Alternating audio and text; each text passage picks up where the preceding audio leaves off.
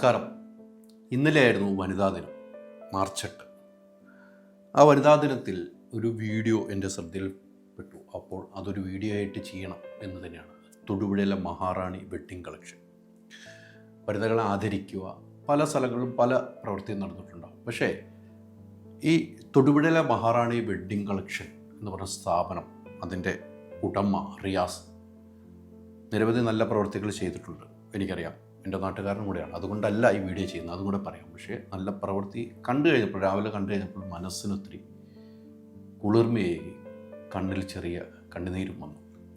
അവിടെ ജോലി ചെയ്യുന്ന, 1 വർഷത്തിന് താഴെയായി ജോലി ചെയ്യുന്ന മൂവാറ്റുപുഴ സ്വദേശിനി നിത്യ, ജന്മനാൽ കേൾവിയിൽ ശക്തിയില്ല, സംസാരശേഷിയില്ല. നിത്യയുടെ ഭർത്താവിനും അത് തന്നെയാണ്. ഒരു കുട്ടിയുമുണ്ടെന്നാണ് എനിക്ക് അറിയാവുന്നത്.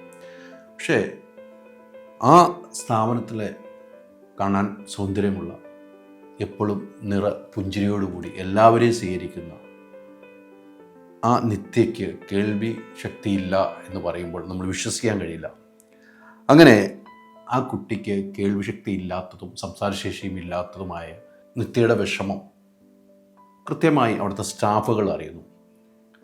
സ്റ്റാഫുകൾ ഒരു കാര്യം തീരുമാനിച്ചു എന്നാണ് ഞാൻ നിത്യയെ ഒന്ന് പരിശോധിക്കാൻ വേണ്ടി മൂവാറ്റുപുഴയിലെ ഹോസ്പിറ്റലിലേക്ക് കൊണ്ടുപോകും. മൂവാറ്റുപുഴയിലെ എനിക്ക് കിട്ടിയ ട്രാവൻകൂർ ഹോസ്പിറ്റലാണ്.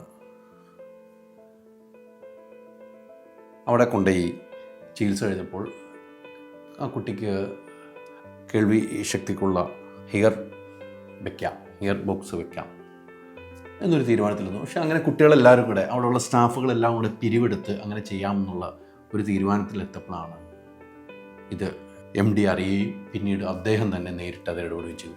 ആരും അറിയിച്ചിട്ടില്ല. ആ കുട്ടി പരിശോധനയ്ക്ക് പോകുന്നത്. പക്ഷേ ഇങ്ങനെ കേൾവി ശക്തി കേൾക്കാൻ കഴിയുമെന്നുള്ളതൊന്നും ആ കുട്ടിക്ക് അറിയില്ല.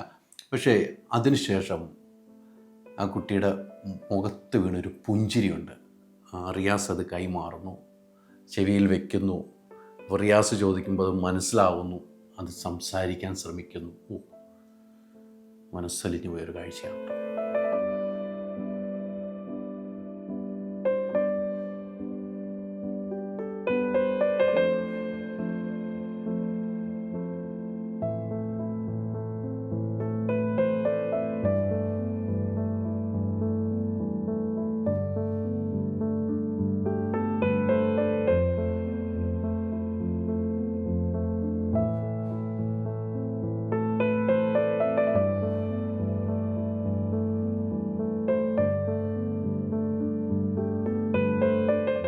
എന്തുകൊണ്ടും ഈ കഴിഞ്ഞ വനിതാ ദിനത്തിൽ ആദരിക്കപ്പെടേണ്ട ഒരു വ്യക്തി തന്നെയായിരുന്നു.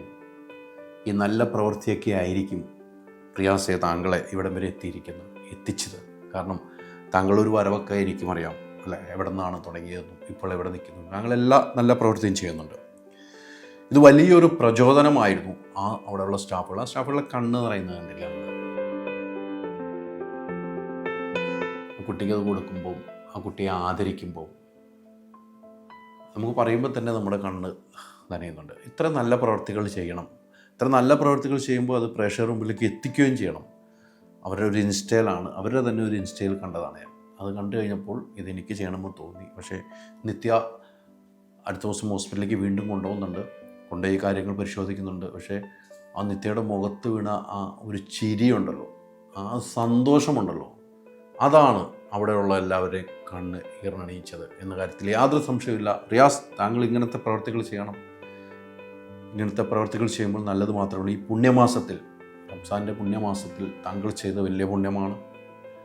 അതും കൂടി ഓർമ്മപ്പെടുത്തുന്നു. എന്തായാലും റിയാസിനും അവിടുത്തെ സ്റ്റാഫുകൾക്കും ഒരു ബിഗ് സല്യൂട്ട്.